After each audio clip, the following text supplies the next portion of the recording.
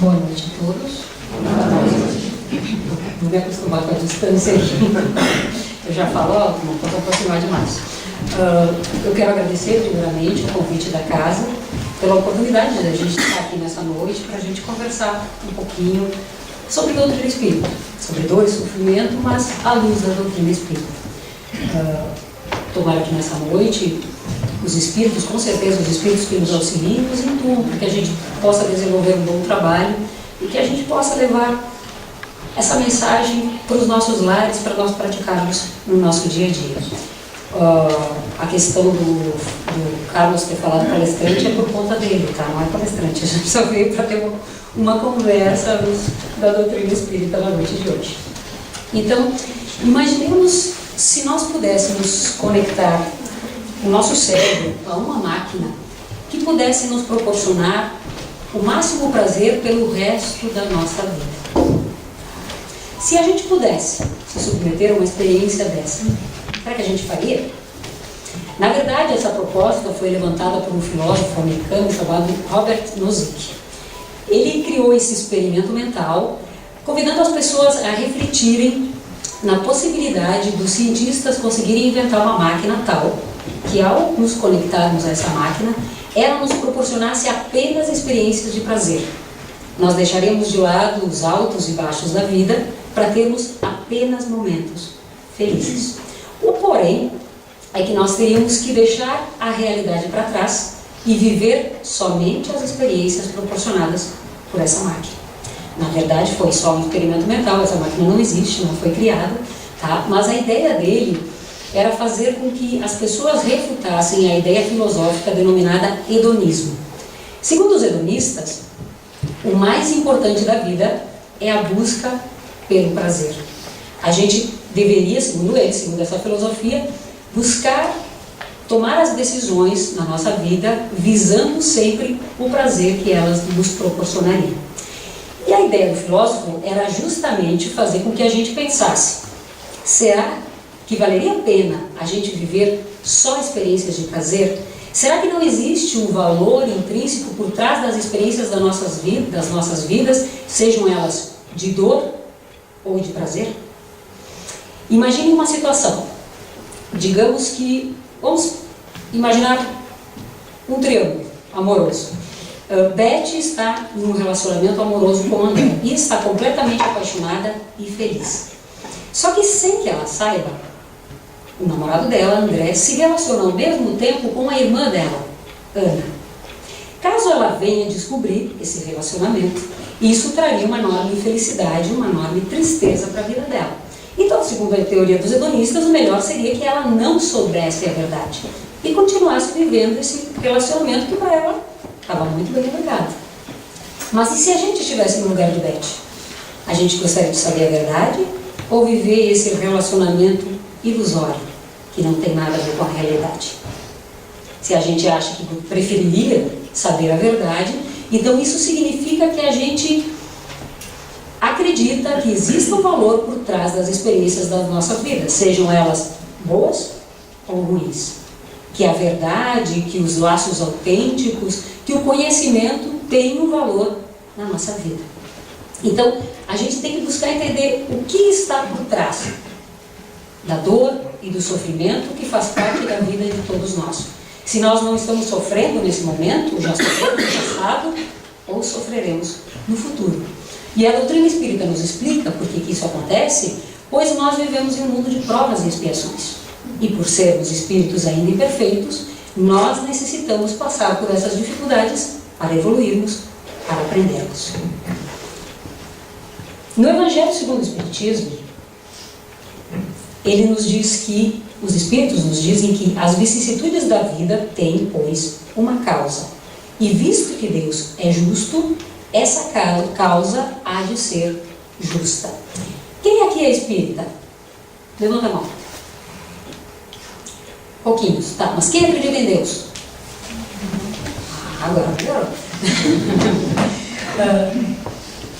Na doutrina espírita nós temos alguns princípios. Primeiro, a existência de Deus, a imortalidade da alma, a comunicabilidade com os espíritos, a reencarnação e a evolução. Tá? Tá? Então, o primeiro deles, a existência de Deus. Vamos partir desse. Na primeira questão do Livro dos Espíritos, a questão número 1, Kardec pergunta aos espíritos: que é Deus? E eles nos respondem que Deus é a inteligência suprema e a causa primária de todas as coisas. Ou seja, Deus é o criador de tudo o que existe no universo. E na sequência desse capítulo, eles nos dizem que devido à nossa imperfeição, nós ainda não somos capazes de compreender a essência de Deus. O que é Deus? Porque é algo muito distante da gente. Mas que é possível para a gente conhecer os atributos de Deus. E entre os atributos de Deus está o fato de ele ser eterno, imortal, imaterial, imutável, onipresente, onisciente e soberanamente bom e justo. Se nós fôssemos falar de Deus, já daria um assunto para uma outra palestra, né? Então nós vamos entender só nesse fato, de que Deus é soberanamente justo e bom. Então, pelo que nos dizem os Espíritos, se nós acreditamos que Deus é justo, e como eu disse, Ele é onisciente, tudo sabe, e onipresente, está em toda parte, e existe o mal, a dor, o sofrimento nas nossas vidas, Deus sabe disso, Ele tudo sabe. E Ele, sendo justo, há de haver uma justiça por trás da dor e do sofrimento. Que é isso que a gente vai tentar ver nessa noite. No livro O Problema do Ser, do Destino e da Dor, Leon Denis, que é o filósofo do Espiritismo, ele nos diz que a dor e o prazer são duas formas extremas de sensação. São dois extremos. Para suprimir uma ou outra, seria preciso suprimir a sensibilidade. Então eu deveria deixar de sentir, não posso suprimir só a dor ou só o sofrimento. São, pois, inseparáveis em princípio, e ambos necessários à educação do ser, que em sua evolução deve experimentar todas as formas ilimitadas, tanto do prazer como da dor. Ou seja, para a gente evoluir, para a gente progredir, que é o nosso objetivo estando encarnados, a gente tem que experimentar tanto dor quanto prazer. Imaginemos uma situação. Hoje no almoço, tinha a minha comida preferida. O que a gente faz quando tem a nossa comida preferida? Geralmente, a gente extrapola, excede, come mais do que deveria. Muitas vezes, tanto mais que a gente passa mal, sente um mal-estar, se sente cheio, quando a gente exagera muito. Tá? Então, essa busca pelo prazer que o alimento nos dá, muitas vezes nos proporciona uma dor em contrapartida. Então, quando nos atiramos muito na questão do prazer, vem o sofrimento como contrapartida. E ele está nos dizendo que a gente precisa dos dois, mas a gente precisa saber manter esse equilíbrio. Não se exceder demais para não ter o retorno na mesma proporção. Aí ele segue nos dizendo que a dor física produz sensações e o sofrimento moral produz sentimentos. Então, na verdade, o que é a dor? É um mecanismo do nosso organismo para nos dizer que algo não está normal, algo não está funcionando direito. A dor é real. Imaginemos uma dor de dente, uma dor de cabeça, mas o sofrimento é psíquico. É a forma pela qual nós escolhemos passar por uma dor. Entendam, quando eu estou falando de dor, aqui eu estou falando de dor física. Quando eu falo sofrimento, seria a dor emocional, tá? Para ficar mais claro para a gente compreender. Então, tem aquela frase famosa, que alguns atribuem a Buda, não sei de quem é, porque não tem com certeza na internet. A dor é inevitável, mas o sofrimento é opcional.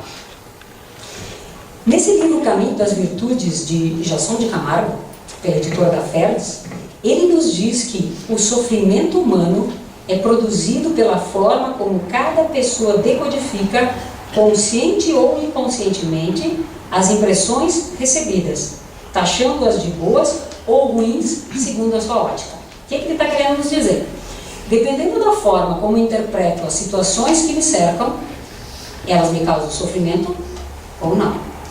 Imaginemos uma situação. Duas pessoas vão ao médico e são diagnosticadas com câncer. Tá? Isso é uma doença, uma notícia nada agradável. Tá? Mas as pessoas reagem da mesma forma? Não. Existem pessoas que vão ao médico e ao saberem que tem esse tipo de doença, entram num estado de angústia, de sofrimento, de perda de sentido da vida, que acabam acelerando ainda mais o processo da doença, certo? Conhecemos pessoas à nossa volta em que isso acontece. Mas existem outras pessoas que, diante de um diagnóstico desse, elas buscam na fé, na força de vontade, uma força tamanha que faz com que elas entrem nessa situação, nessa doença, e saiam, superem a doença e saiam do outro lado melhores do que eram antes. Também já vimos situações como essa à nossa volta. Por quê? Porque cada um é uma individualidade e tem a sua forma de ver e de interpretar o mundo que o cerca. E essa forma muitas vezes é consciente e muitas vezes inconsciente, porque nós, reencarnacionistas, a gente sabe que toda a bagagem que a gente traz não é apenas dessa encarnação, mas também de encarnações passadas. Então, em cima disso, dessa nossa individualidade, que a gente vai interpretando as coisas que nos acontecem. E a gente, isso pode nos causar felicidade ou infelicidade. Tá? Então, na verdade, não é a dor que transmite o sofrimento, mas é a forma como a gente interpreta essa dor que causa sofrimento, ou não. Então, é como a gente pode dizer que o sofrimento é opcional. Sim. Só que não é um botãozinho lá, liga, desliga, que eu digo assim, agora eu vou sofrer, agora eu não vou sofrer. Seria bom se fosse fácil assim. Tá? Na verdade, essa escolha pode ser consciente, mas nós precisamos usar o quê? A nossa força de vontade.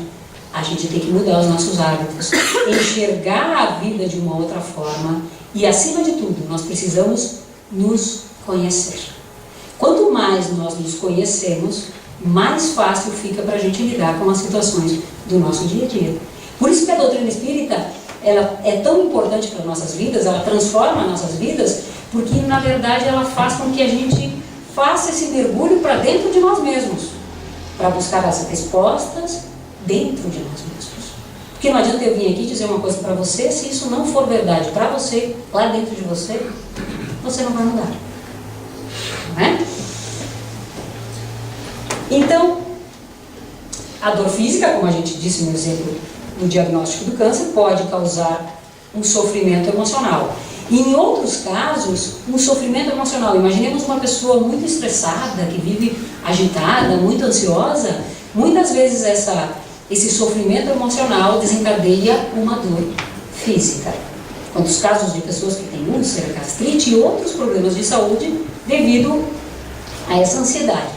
E a doutrina espírita nos explica como isso funciona, porque nós compreendemos que nós somos espíritos e possuímos um corpo, esse corpo que eu estou vivendo nesse momento encarnado na Terra.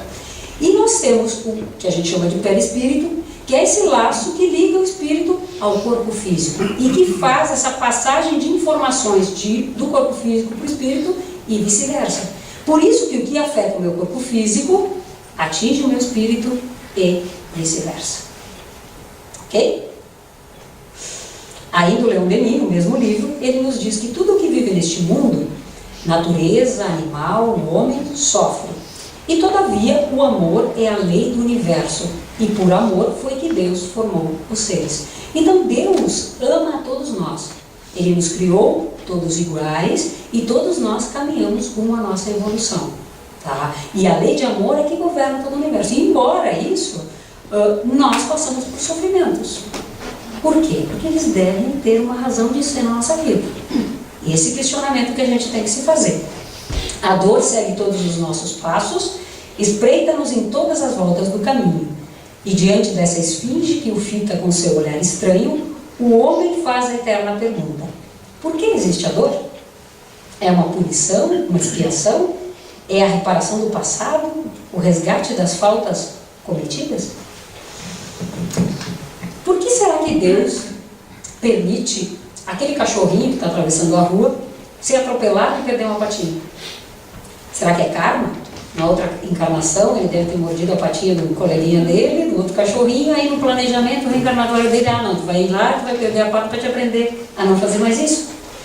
Ou imaginemos o João de Barro, ele constrói um ninho lá, e aí vem uma ventania e derruba. É karma também? É castigo?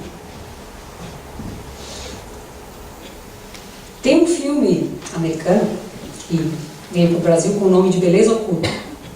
Ele tem aquele ator famoso, Will Smith, não é um filme espírita, tá? Mas a mensagem dele é uma mensagem, poderíamos dizer, espírita.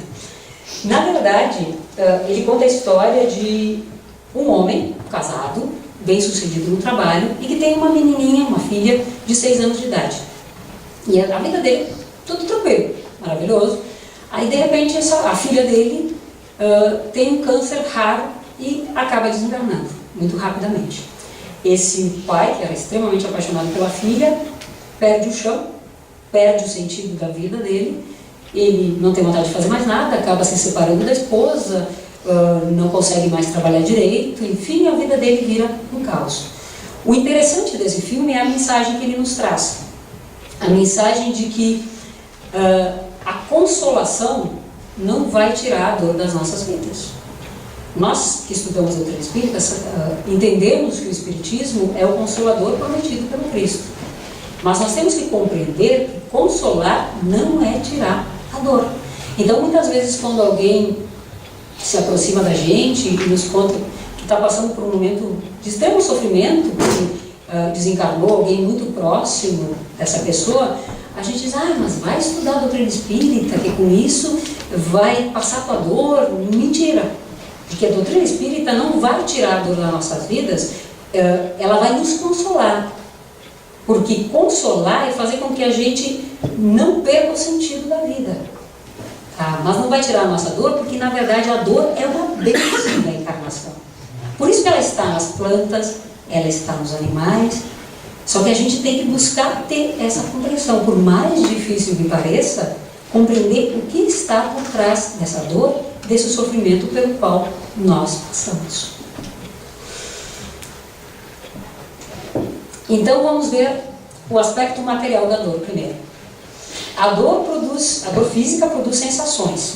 Imaginemos, agora nesse auge desse nosso inverno, se a gente aproximar a nossa mão de uma chapa quente, o que a gente faz? Já se afasta, tá? A sensação de queimação, de ardência, faz com que a gente se proteja. Então a dor é justamente para isso, para nos proteger, para nos preservar. Preservar o quê? O nosso corpo físico.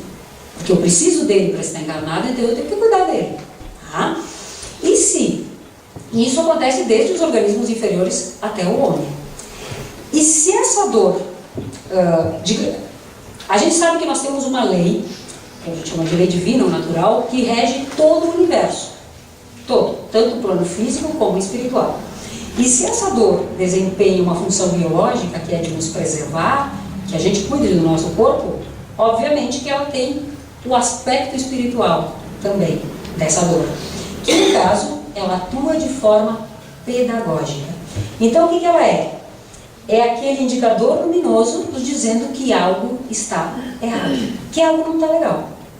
Tá? Por isso que a gente sente essas dores. Mas o que a gente faz?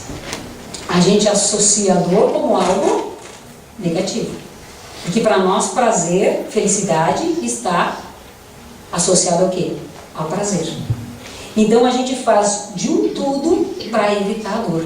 Por isso que a gente diz que a gente vive numa sociedade hedonista, onde a gente busca incessantemente prazer. É só a gente acompanhar nas redes sociais para a gente perceber que é isso.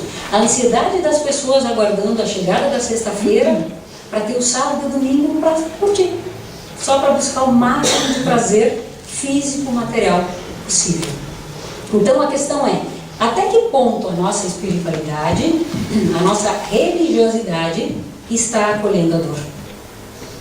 Como a gente acolhe a dor que surge nas nossas vidas? E o que nos assusta é perceber o número alarmante de suicídios que ocorrem entre crianças e adolescentes, que justamente é um retrato dessa sociedade hedonista, onde a gente faz de um tudo para não sofrer. A gente evita a dor a todo custo. E aí o que a gente faz? Até algumas gerações anteriores, os nossos avós, os nossos pais, eles compreendiam que os filhos deles tinham que passar por dificuldades, porque essas dificuldades fariam com que eles crescessem mais fortes, mais preparados para a vida. O que a gente faz hoje com as nossas crianças? A gente quer proteger. Porque eu não quero que o meu filho passe por todo o sofrimento que eu passei quando eu era criança. Aí ele não pode passar por tudo isso. Aí o que acontece quando eles crescem? São fracos, incapazes de viver nesse mundo de provas e expiações. Capazes de lidar com perdas, incapazes de lidar com perdas e frustrações, que nós sabemos que são inevitáveis. Então tem aquele ditado popular que diz que a necessidade é que ensina o sapo a pular, né? Então, justamente para a gente aprender e se tornar mais forte. Aí, eu trouxe uma pergunta para vocês. Tem tema de casa hoje. Se vocês esquecerem tudo que a gente fala hoje, mas vocês lembrarem dessa pergunta, já vai ter valido a pena. Mas não vale só lembrar da pergunta, tem que refletir sobre ela. Qual o sentido da vida? Vocês já pararam para se perguntar isso? É um bom exercício no final do dia, quando a gente vai deitar. Qual é o sentido da vida? O que eu estou fazendo aqui? Se a gente pegar os pensadores antigos, vamos pegar, olha, já nem é espiritismo, só Platão, lá em 400 a.C. O espiritismo começou em 1857, então está bem antes de Cristo ainda. Ele dizia que a vida verdadeira é aquela vivida não na dimensão do corpo, mas sim da alma. Viver para o corpo significa viver para aquilo que é destinado a morrer. Viver para a alma significa viver para aquilo que é destinado a existir sempre. Se a gente parar para pensar hoje, só no dia de hoje, quantas das nossas decisões, das nossas atitudes, dos nossos pensamentos foram pensando que eu sou um espírito imortal? Que eu sou um espírito, que eu não sou esse corpo físico. Quantas foram pensando que eu sou um corpo físico? Quanto do nosso tempo a gente destina para isso? Para ir para a academia, para ir no salão de beleza, para inúmeras atividades que a gente faz, para lavar o carro, para faxinar a casa. E quantos minutos do nosso dia a gente para refletir sobre a nossa vida, para fazer uma prece, para assistir uma palestra. Tem inúmeras na internet que nos auxiliam muitas vezes a sair de um momento triste, de dificuldade. Então, quanto tempo a gente vive para o corpo físico que vai acabar daqui 40, 30 anos, 20? E quanto tempo a gente destina para a alma, que é imortal? E não só Platão. Se nós pegarmos outro filósofo, Epíteto, um pouco depois de Cristo. Epíteto era escravo, nasceu escravo e foi liberto depois de adulto. E ele dizia que não se deve pedir que os acontecimentos ocorram como você quer, mas deve-se querê-los como ocorrem. Assim sua vida será feliz. Será que a gente aceita a vida como ela vem para nós? Será que a gente aceita as situações? Isso não quer dizer que se eu sei que eu tenho uma doença, eu tenho que me acomodar e esperar a morte. Não. A gente tem que ir atrás, buscar tratamento, fazer de um tudo para vencer essa dificuldade. Tá? O que eu não posso é me revoltar com essas situações e não aprender nada.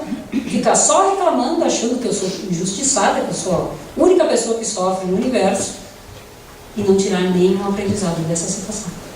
Tá? Então é isso que ele está querendo nos dizer. Da gente aceitar as situações que não tem o que a gente fazer. Então, o que é bom? O bom para nós é o que é agradável ou o que nos torna melhores? Se a gente acreditar realmente que nós estamos aqui para evoluir, para crescer, o bom é o que nos torna melhores. Tá? E se para esse aprendizado eu preciso passar por dor, prazer, por sofrimento, eu tenho que buscar evoluir diante das ferramentas que fazem parte dessa nossa existência. E não ficar reclamando de tudo que nos acontece. E muitas vezes, o problema disso tudo é que quando eu estou diante de uma situação dessas, o que a gente costuma fazer? Buscar quem é o culpado. Não é assim? Eu estou passando por um momento difícil, eu fico achando os responsáveis. Por quê? Se eu achar quem é responsável por isso, quem que tem que mudar? Quem causou o problema. E não eu. Como é difícil para a gente mudar. Como é difícil a gente fazer essa reflexão que eu convidei vocês a fazer nessa noite, porque quando a gente deita lá no nosso travesseiro e a gente vai esmiuçando lá dentro da gente, a gente vê que o culpado de todas as mazelas pelas quais a gente passa somos nós mesmos. Não é o nosso marido, não é a esposa, não é o filho, somos nós. As decisões que a gente toma é que atrai essas situações para a nossa vida. E se eu fico achando um culpado fora, eu muitas vezes fico nessa morbidez, nessa autopiedade e não me melhoro. Eu fico reclamando de Deus e do mundo, achando que todo mundo é culpado, menos eu.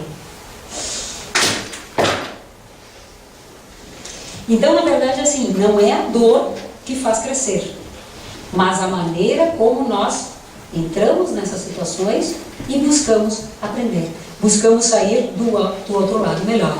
Epíteto ainda tem uma frase, ele é citado muitas vezes no livro do Leon Denis, que também gostava muito do Epíteto, e ele dizia que é falso dizer-se que a saúde é um bem e a doença é um mal, porque usar bem a saúde é um bem, agora usar mal é um mal.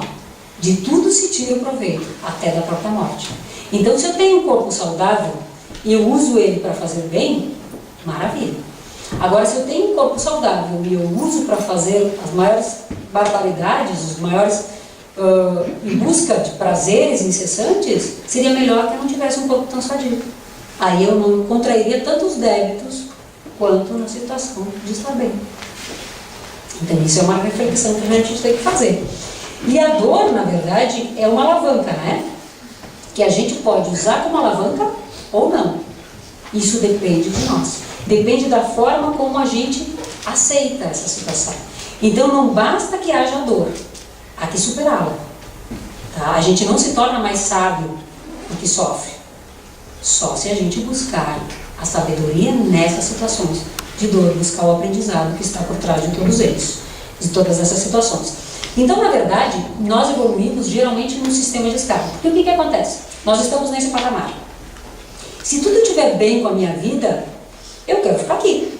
Para que eu vou mudar? Está tudo tranquilo, não tem nenhum problema. Só que, lembra que a gente tem que evoluir? Esse é o nosso objetivo estando aqui. Então, a vida vem e bota uma parede na nossa frente, um obstáculo. E a gente começa a se debater. Essa é a dor. Para que isso acontece? Para que a gente olhe para cima e veja que lá em cima tem um outro patamar. Então eu tenho que buscar o aprendizado que eu tenho nesse sofrimento para que eu dê esse salto. Aí eu vou estar realizando o que eu me propus ao reencarnar, que é evoluir, me tornar melhor do que eu era antes. Então os obstáculos fortalecem a nossa resistência, tanto física quanto psicológica. Mas o mais interessante disso é que a gente tem que se fazer a pergunta. Quando eu estou passando por um momento de dor e sofrimento, eu tenho que me perguntar: o que eu tenho que aprender com isso? O que a vida está querendo me ensinar com essa situação? Porque se eu não me questionar, eu não vou tirar o aprendizado. Então esse é o primeiro ponto. E a partir desse momento, desse questionamento, eu buscar entender em qual altura da minha vida eu proporcionei isso que está acontecendo agora. Porque lembrem sempre, nós somos como que ímãs.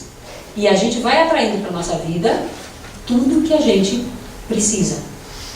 Tá? E a vida vai nos proporcionando as situações que nós necessitamos para crescer, para evoluir.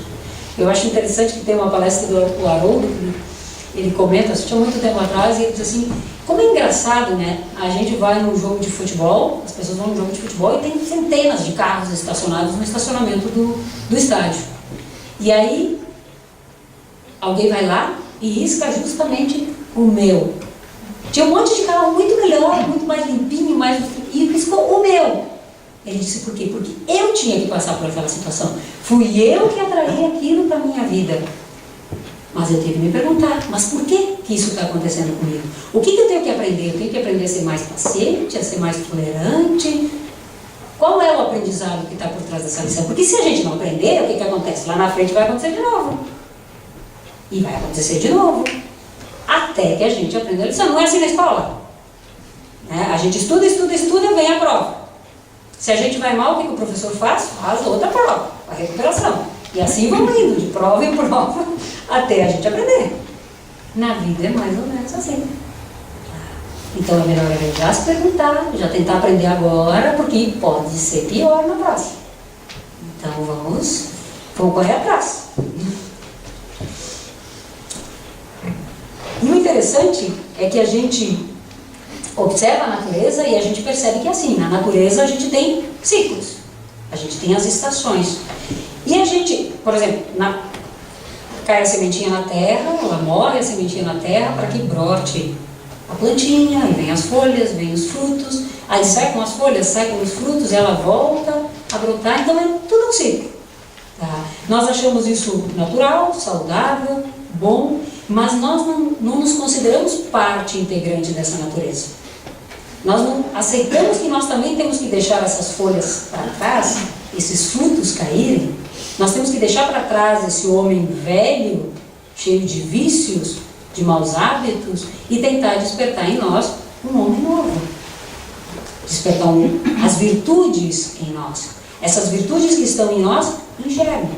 E que nós temos que ir lá regar, ter um cuidado para que elas despertem. Igual é na natureza. Então tudo funciona em ciclos. Né? E é tão bonita a primavera, radiante, mas antes da primavera nós temos que passar por um inverno. Esse inverno frio, meio chatinho, né? Quando não acaba nunca e chove, mas isso faz parte. E é assim também nas nossas vidas.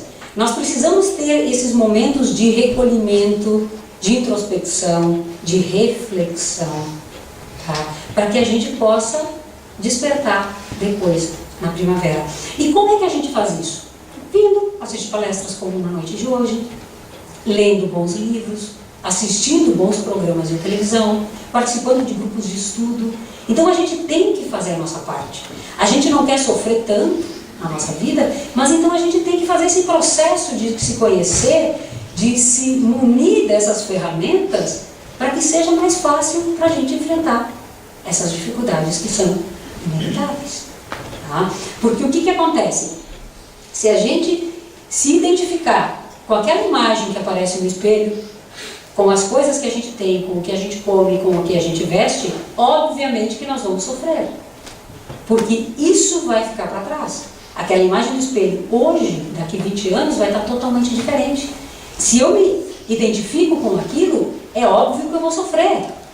Então, eu tenho que entender, nós temos que entender que nós somos seres imortais.